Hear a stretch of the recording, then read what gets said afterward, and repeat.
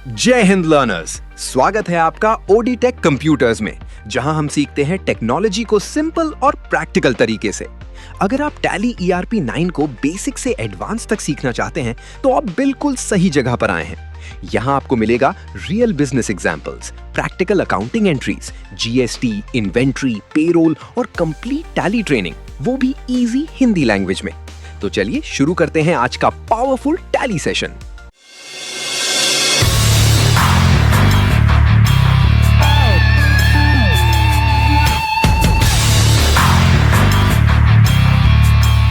तो चलो ठीक है, हम लोग थोड़ा क्योंकि पढ़ाई करने वाले हैं, ठीक है ना, तो इसीलिए हम लोग थोड़ा सा डिटेल्स में जाते हैं और डिटेल्स में इसको प्रैक्टिस कर लेते हैं, ठीक है ना।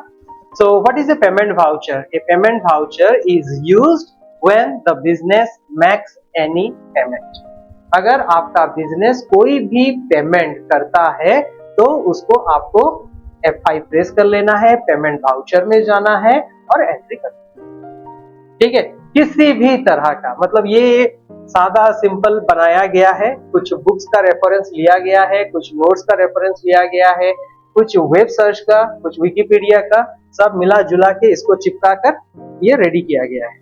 और इसमें कुछ फीचर्स आप लोग को टैली प्राइम का भी मिल जाएगा। टैली प्राइम जब हम नेक्स्ट मंथ में जाएंगे इसे कंप्लीट करने के बाद, क्योंकि टैली प्राइम अभी लेटेस्ट, तो उसे भी थोड़ा सा डिस्कस कर लेंगे, उसका इंटरफेस, उसका शॉर्टकट की, ठीक है ना। तो उसमें थोड़ा एडवांस फीचर है, GST इंक्लूडेड है, इसमें भी GST यूज कर लेंगे। हाँ, तो बाय कैश, ठीक है, अगर कैश पेमेंट करते हो, बिजनेस से तो पैसा जा रहा है, सीधा ऐसे ही हिसाब रखना, ठीक है ना।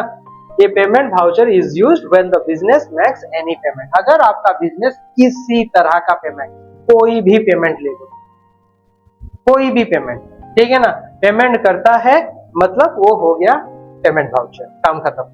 ये माइंड में सेटअप कर लेता है। बाय कैश, कैश में पेमेंट करो, पेमेंट एंट्री।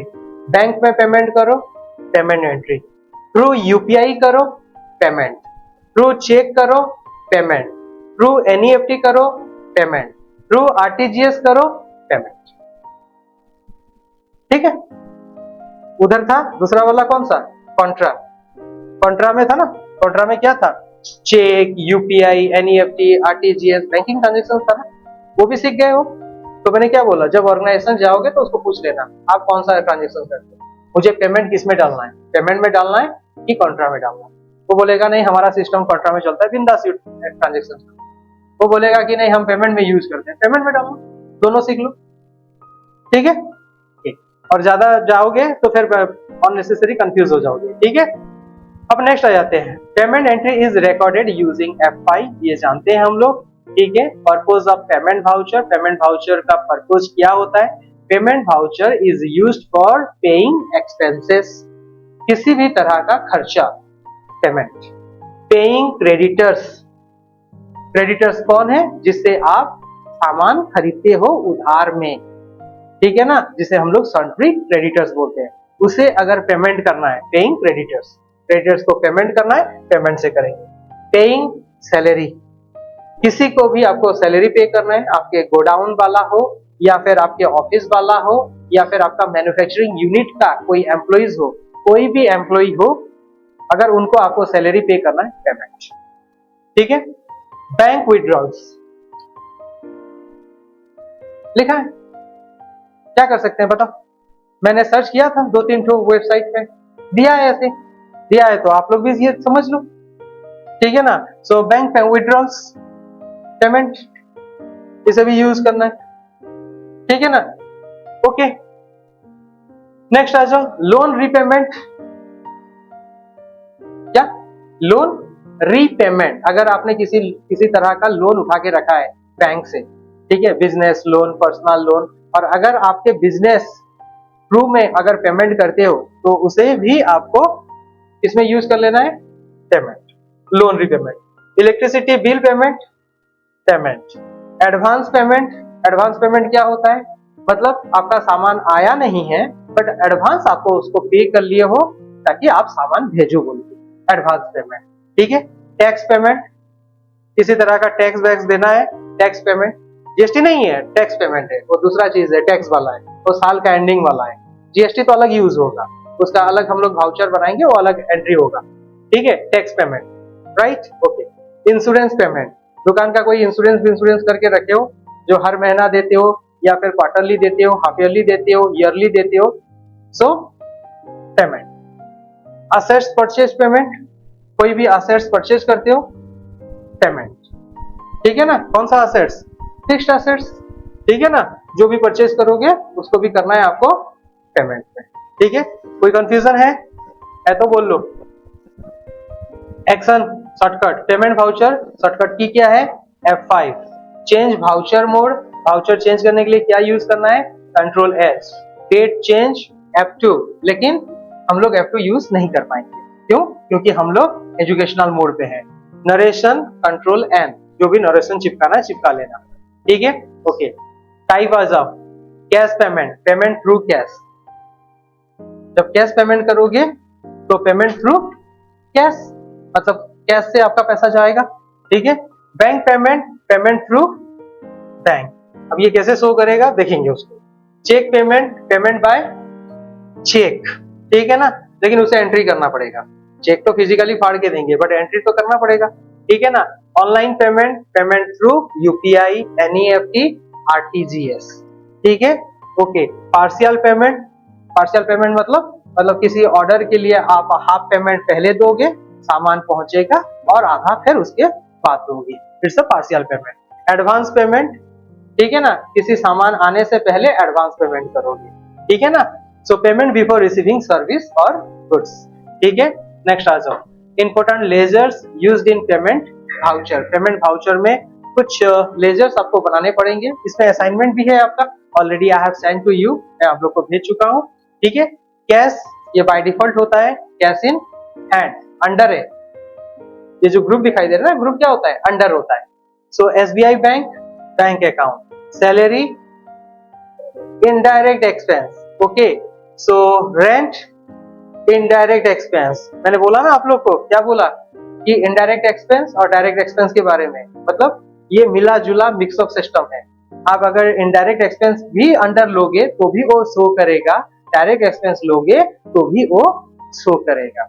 अगर आपको लगता है कि आपके ऑफिस स्टाफ को सैलरी ना दे के भी आपका ऑफिस चल सकता है, आपका बिजनेस कंटिन्यू हो सकता है, तो इनडायरेक्ट एक्सपेंस में डाल दो, ठीक है। अगर आपका हाउस रेंट या शॉप रेंट बिना दिए भी आपका बिजनेस चल सकता है, तो भी उसको आप इनडायरेक्ट एक्सपेंस में डाल दो। समझ में आ गया? मतलब ऐसे सोच लेना कि बिना किसी के भी आपका बिजनेस अगर रन हो सकता है तो वो है इनडायरेक्ट एक्सपेंस। लेकिन ऐसा चीज जिसके बिना आपका ऑफिस बिल्कुल चल नहीं पाएगा, बिजनेस नहीं चल पाएगा, शट डाउन हो जाएगा, तो वो होता है डायरेक्ट एक्सपेंस, ठीक है। अब यहाँ पे देखो लिखा है इलेक्ट्रिसिटी एक्सपेंस, ठीक है, इलेक्ट्रिसिटी एक्सपेंस। क्यों इलेक्ट्रिसिटी एक्सपेंस लिखा है इनडायरेक्ट एक्सपेंस? मतलब ये इसको मेंशन कर रहा है, मतलब वो जो आर्टिकल था वो आर्टिकल में ये लिखा था, तो मैंने उसे पूछा भी कि इलेक्ट्रिसिटी, बिना इलेक्ट्रिसिटी के तो बिजनेस नहीं चल सकता, तो उसका बोलने का रीजन है कि इन्वर्टर हो सकता है, डीजी हो सकता है, बैकअप हो सकता है, तो that is why electricity expense is the indirect expense, ठीक है, ओके। चलो 16 हो सकता है, तो उसका आंसर ये था, राइट है, ओके। तो नेक्स्ट आ जाते हैं रेंट। अब ये रेंट अगर कोई आपका पहचान का है, आपका खुद का दुकान है जिसमें आपको रेंट देने का जरूरत नहीं है, तो उस केस में भी ये मेंशन कर रहा है कि ये इनडायरेक्ट एक्सपेंस है, ठीक है ना, okay. Furniture, fixed assets. Computer, fixed assets. So Sharma traders, sundry creditors. तो इतना लेजर आपको बनाना है और अंडर वो डाल देना है, ठीक है, ट्रिगर, बस काम करो। ओके, एग्जांपल आ जाओ। Paid office rent 5000 by cash, ठीक है।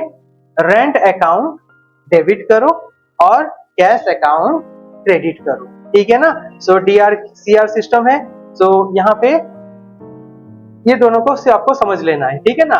ऑफिस रेंट बाय कैश, तो क्या करना है, रेंट अकाउंट डेबिट करो, मतलब रेंट अकाउंट, ठीक है। अब यहाँ पे जो लिखा है रेंट अकाउंट, मतलब रेंट के नाम पे लेजर बनाना पड़ेगा, ठीक है। फिर और यहाँ पे कैश अकाउंट, कैश अकाउंट ये तो बाय डिफॉल्ट होता है, इसको बनाने का जरूरत नहीं है, ठीक है ना, ओके। तो ये एंट्री हो जाएगा। नेक्स्ट आ जाते हैं, how to pass payment entry in Tally. Tally में हम एंट्री कैसे पास करेंगे, ठीक है। अब ये तो जानते हो, टैली ओपन कर लो, सिलेक्ट कंपनी कर लो, FI जाओ, ठीक है ना, एंट्री एंटर डेट भी डाल लो, सिलेक्ट पेमेंट लेजर भी डाल लो, ठीक है ना। उसके बाद सिलेक्ट एक्सपेंस और क्रेडिटर लेजर भी बना लो, enter amount, add narration, save entry, ठीक है। हम लोग प्रैक्टिकल भी यूज करेंगे, अभी देखेंगे। एग्जांपल पे आ जाओ, example of payment voucher. Paid salary 10,000 by cash. अब 10,000 कैश पेमेंट किया गया, बाय कैश सैलरी दिया जा रहा है, ठीक है ना। अच्छा, अब जब ये सैलरी दिया जा रहा है तो पहले हम लोग क्या करेंगे ना, यहाँ पे पेमेंट है, इसे मिनिमाइज करते हैं, इसको थोड़ा सा मैक्सिमाइज करते हैं। अच्छा, यहाँ पेमेंट तो ऑलरेडी है यहाँ पे बाय डिफॉल्ट, है ना, तो पेमेंट है। यहाँ पे कोई सैलरी वैलरी वाला इंसान है क्या? नहीं है। अच्छा, सैलरी जब जिसको दोगे सिर्फ सैलरी लिखोगे कि जिसको सैलरी दे रहे हो उसका नाम डालोगे? मतलब आपके लिए कौन सा लेजर इजी होगा? सोच लेते हैं कि आपके पास 3 एम्प्लॉई है, अगर आप सैलरी लिखोगे तो कैसे डालोगे? सैलरी मतलब एक ठीक है ना, एक खाता बनाएंगे, अंडर आगे, ओके, यहाँ पे आ जाते हैं डायरेक्ट एक्सपेंस। पहले इसको डायरेक्ट एक्सपेंस डालते हैं, ठीक है ना। डायरेक्ट एक्सपेंस डालेंगे और इसको हम लोग एंट्री पास करेंगे, और अगर कोई प्रॉब्लम हमें लगेगा तो फिर हम इसको अल्टर भी कर सकते हैं। तो पहले इसको एक्सेप्ट कर लो, ओके। अब यहाँ पे सैलरी अकाउंट आ गया, ठीक है। अब कितना सैलरी पे करना है, जो भी सैलरी पे करना है, ठीक है ना। कितना लिखा था वहां पे?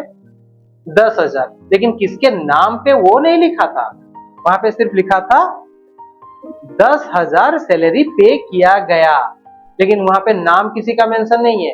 ऐसा भी हो सकता है किसी एक को सैलरी 10,000 पे किया गया, या फिर हो सकता है कि ओवरऑल मेरे यूनिट में जितने स्टाफ है 2-3 सबको मिला के 10,000 पे किया, लेकिन मैंने एंट्री सिर्फ एक बार किया कि आज के दिन मैंने 10,000 सैलरी पे किया है। समझ में आ गया कि नहीं आया? आ गया ना। तो सोच लेते हैं 10,000 यहाँ पे पे कर दो, अभी तो खाली है फिलहाल, तो 10,000, ओके। अब 10,000 आ गया, कैसे पे करना है? कैश में पे करना है। अच्छा, यहाँ पे कैश आ जाते हैं, ठीक है। अब यहाँ पे कैश जो भी था अमाउंट, इसे हम लोग एंटर कर लेते हैं और एंटर कर लेते हैं, ठीक है। नरेशन मैंने लिखा नहीं है कुछ, अब यह पास हो गया। अब देखो यहाँ पे सैलरी शो कर रहा है कि नहीं कर रहा है? शो कर रहा है, पेमेंट में है ना, मतलब सैलरी शो कर रहा है, ओके, वेरी गुड। अच्छा, चलो अब इसको थोड़ा सा एस्केप मारते हैं, बाहर निकलते हैं, ठीक है ना। अब हम अकाउंटिंग इन्फो में पहुंचेंगे, लेजर्स पे पहुंचेंगे और अल्टर पे जाएंगे, और अल्टर में हम पहले आएंगे कहां पे? अपना सैलरी पे आएंगे, अभी हमने जो बनाया है, ठीक है। अब ये सैलरी पे आके ये जो डायरेक्ट वाला हम लोग काम कर रहे थे, इसे हम लोग इनडायरेक्ट में डालेंगे, ठीक है ना, इनडायरेक्ट एक्सपेंस, ठीक है। सेम चीज है, कंट्रोल ए मार के उसको एक्सेप्ट कर लेंगे, ठीक है। अब इसको एस्केप करेंगे, ठीक है, और फिर हम लोग कहां चलेंगे? फिर से सेम वहीं चलेंगे अपने अकाउंटिंग वाउचर्स में, और अकाउंटिंग वाउचर्स में आने के बाद यहाँ पे सैलरी शो कर रहा है कि नहीं कर रहा है? कर रहा है। इसका मतलब आप डायरेक्ट एक्सपेंस करोगे तो भी शो करेगा, इनडायरेक्ट एक्सपेंस करोगे तो भी शो करेगा। इसका मतलब ये है कि आप किस जगह पे हो वो डिपेंड करता है। मतलब आप ऐसे जगह पे हो जहां पे अगर आपका एम्प्लॉय ना हो, सैलरी ना दो, तो भी आपको बिजनेस को फर्क पड़ने वाला है नहीं।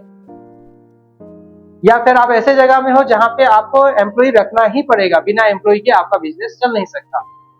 तो जहां पे आपको ऐसा लगता है कि इसके बिना मेरा बिजनेस रन नहीं हो पाएगा, वो हो जाएगा आपका डायरेक्ट एक्सपेंस। और जहां पे लगता है आपको कि इसके बिना भी मेरा बिजनेस चल सकता है, वो हो जाएगा आपका इनडायरेक्ट एक्सपेंस। हो गया क्लियर? समझ में आ गया? ओके, चलो, तो इसका तो पेमेंट हो चुका है, फिर दूसरा आ जाते हैं अपन, ठीक है ना। तो यहाँ पे आ जाते हैं अपना एग्जांपल 2 पे। अब देखो इलेक्ट्रिसिटी एक्सपेंस, इलेक्ट्रिसिटी एक्सपेंस क्या है अपना? Indirect expense, okay. तो किस केस में इलेक्ट्रिसिटी इनडायरेक्ट एक्सपेंस है? अगर आपके पास कोई पावर बैकअप नहीं है, लेकिन अगर आपके पास इन्वर्टर है ना, अगर आपके पास इन्वर्टर है या फिर डीजी है, ठीक है ना, तो फिर आपका तो कोई टेंशन नहीं है, इलेक्ट्रिसिटी हो या ना हो कोई फर्क पड़ने वाला तो नहीं है। तो अभी हम लोग क्या करेंगे? इलेक्ट्रिसिटी का एक लेजर बनाना पड़ेगा, ठीक है ना। तो अभी फिलहाल है क्या हमारे पास? इलेक्ट्रिसिटी का कुछ नहीं है, ओके, तो बनाना पड़ेगा। ऑल्ट सी डाल दो, ठीक है। अब यहाँ पे लिख लो इलेक्ट्रिसिटी,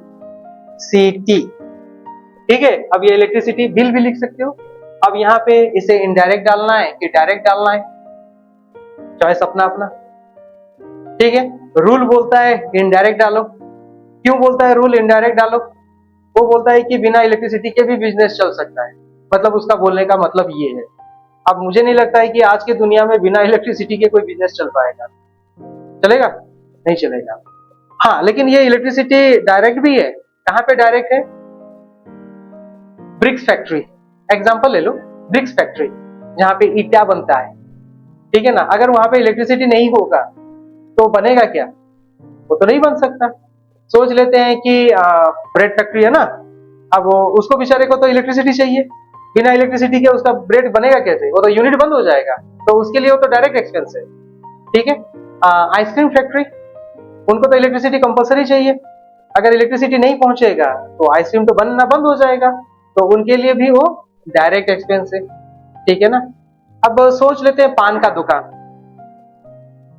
अब अगर वहां पे इलेक्ट्रिसिटी होगा तो भी फर्क पड़ने वाला नहीं है, और ना हो तो भी फर्क पड़ने वाला नहीं है, मतलब वो सामान कैसे भी बेच सकता है। चाउमीन स्टॉल, उसको भी कोई फर्क नहीं पड़ता है, शीट है कि नहीं, मतलब इलेक्ट्रिसिटी हो कितना ना हो कितना। ठीक है ना। तो इसी तरह से आपको डिसाइड करना पड़ेगा कि आप कौन से सेक्टर पे हो और वहां पे इलेक्ट्रिसिटी कंपलसरी चाहिए या नहीं चाहिए। स्मॉल राउंडिंग कर देते हैं। अब इलेक्ट्रिसिटी आ गया, अब कितना बिल पे कर रहे हैं हम लोग? कितना? 2500, 2500 अभी खाली है, मतलब अभी तक हमने शुरू नहीं किया इलेक्ट्रिसिटी बिल देना, तो 2500 दे दो। अब यहाँ पे क्रेडिट कैसे दे रहे हो? क्या बोल रहा है? एसबीआई बैंक से देना है। तो एसबीआई बैंक है क्या अपने पास? है? ओके, तो चलो एसबीआई बैंक पे आ जाते हैं, एसबीआई बैंक अकाउंट पे पहुंचते हैं। सो कितना पड़ा हुआ है? 10,500, पहले कुछ ज्यादा था, ठीक है ना। 2500 होने के बाद अब ये कम हो गया है, तो इसको चलो एसबीआई बैंक 2500 डाल दो। और अगर इसे हम लोग 2500, देखो वहां पे 2500 लिखा है, ये डेबिट और क्रेडिट हमेशा सेम होता है, ये याद रखना, ये कभी आप चेंज मत करना। मतलब जितना डेबिट होगा उतना ही क्रेडिट दूसरे साइड पे भी एंट्री होगा। ऐसा नहीं है कि वहां पे 2500 डेबिट डालोगे और इधर आके 4000 डालोगे, वो गलत एंट्री है। मतलब डेबिट और क्रेडिट दोनों साइड सेम होता है हमेशा। ओके, सो 2500 हो गया। अब इसको एंट्री कर लो। ये चेक बैक शो कर रहा है, कुछ चाहिए नहीं चाहिए हमें, हमने एंट्री करके रखा है इसलिए शो कर रहा है। और इसको कंट्रोल ए प्रेस करके एंटर कर लो। तो कितना बचा था? 10,500 बचा है, याद रखो, ठीक है, क्योंकि जब नेक्स्ट एंट्री करेंगे तो समझ में आएगा फिर। तो लर्नर्स, आज के इस टैली ERP 9 सेशन में इतना ही। उम्मीद करता हूं कि आपको ये टॉपिक क्लियरली समझ आया होगा। अगर वीडियो हेल्पफुल लगा हो और किसी दूसरे को एजुकेशन के लिए मदद करना चाहते हैं तो वीडियो को लाइक करें, शेयर करें और चैनल ऑडिटेक कंप्यूटर्स को सब्सक्राइब करना बिल्कुल मत भूलिए। मिलते हैं नेक्स्ट प्रैक्टिकल टैली क्लास में। तब तक सीखते रहिए और टेक्नोलॉजी के साथ ग्रो करते रहिए। जय हिंद।